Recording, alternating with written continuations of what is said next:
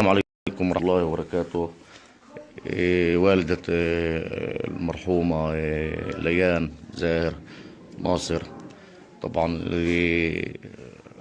قتلت يعني ظلما وفي عملية إرهابية في تركيا. أم العبد عظم الله أجرك إن شاء الله، ويعني نسأل الله أن يلهمكم الصبر والسلوان. الوسط العربي والعالم كله تأثر في موت ليان الله يرحمها. احنا جينا اليوم نعزي، وحابين من العبد نسعى نتعرفين على ليان اكثر. يعني ليان اختنا، اخت كل الوسط العربي، بنتنا، حابين نحكي نتعرف عليها اكثر احنا. تفضلي. ليان طفلة بريئة قتلت بدون أي ذنب. خلصت مدرسة ثاني عشر، صف ثاني عشر.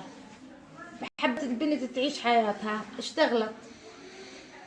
من خلال الشغل كانت بدي أسافر، يعني أول مرة بتسافر. أول مرة بتسافر. أول مرة يعني بالنسبة لها هذا حلم، وصار الإشي غصبا عنها.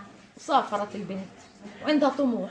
كانت بعد ما تسافر بدها ترجع تتعلم، بدها تشتغل، بدها تجيب سيارة. عندها طموحات البنت، أهداف، عندهاش حدود، أهداف. عندها أهداف كثيرة. شو كانت ناوي تتعلم؟ تتعلم شنانيت. خلص هي طفلة 19 سنة يعني يعني خلصت الثانوية السنة أو السنة. يعني في المدرسة، يعني مخلصة جديد يعني وأول مرة بتسافر. أول مرة بتسافر في طيارة، أول مرة بتطلع في طيارة. أول مشوار إلها هو هذا المشوار. سبحان الله سبحان الله. يعني طلعت رحلة وما رجعتش، رحلة طويلة. الله يرحمها. وتعرف أنت لما تفقد إشي، قطعة من جسمك يعني.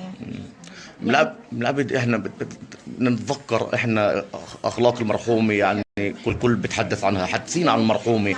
كيف كانت علاقاتها مع قرايبها، معك، مع خواتها، مع صديقاتها؟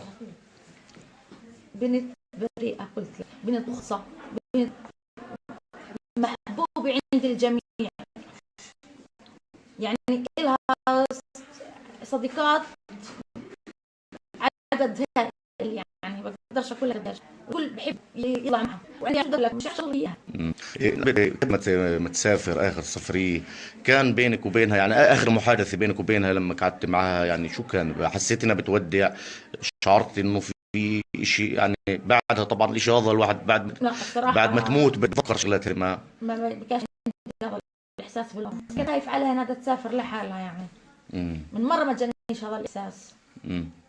كيف لانك طول الوقت معاها متواصل، يعني كل ساعة نص ساعة بتتصل عشان اطمن عليها. كيف فكيتي خبر الوفاة؟ فاجعة. كيف وصلك الخبر يعني؟ يعني صاعقة، نزل علي اشي. كنت في وقت الحادثة ولا الصبح؟ في وقت الحادثة كل ضلت على أعصابي. كل ساعة يقولوا لي بندور عليها في المستشفى، في مركز شرطة. في الآخر لما أجى الخبر يعني صاعقة نزلت علي. وجع، يعني وجع أليم، هذا ملوش علاج. الله يرحمها. نسأل الله. بنتي الكبيرة هي بالنسبة لي هي البكر أول فرحتي. إلها قد إيه إخوة أخوات؟ لها أخت 17 سنة والولد 11 سنة. نسأل الله أن يعوضكم إن شاء الله، ونسأل الله وهنوني عليهم يعني. نسأل الله يجمعكم في الجنة إن شاء الله. الحمد لله. من العبد إحنا أختنا ليان، إحنا أنا المصاب جلل، يعني الله يرحمها. وإحنا الله يرحمها، الله يرحمها، عزت يعني على الجميع، على الجميع عزت. في لك كلمة من العبد في نهاية حديثنا، مش نطول عليك، في لكل فلسطيني داخل أهلنا كفر قاسم، كل من يسمعك يعني بتشكرهم كلياتهم، كل اللي أجوا واسونا وعزونا. إن شاء الله بردهم يعني بالأفراح. أنا مقدر هذا الإشي، يعني بالنسبة لي إشي حلم، يعني عمره ما صار يعني جنازة بهذا العدائل والوفومة. يعني ما حدك ما فكرتش بجنازة بشوي.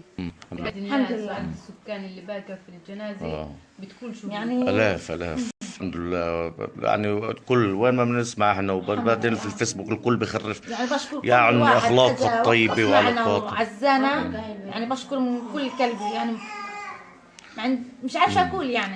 ان شاء الله نسأل الله نكون اخر احزانكم ان شاء الله من العبد، والله يرحمها.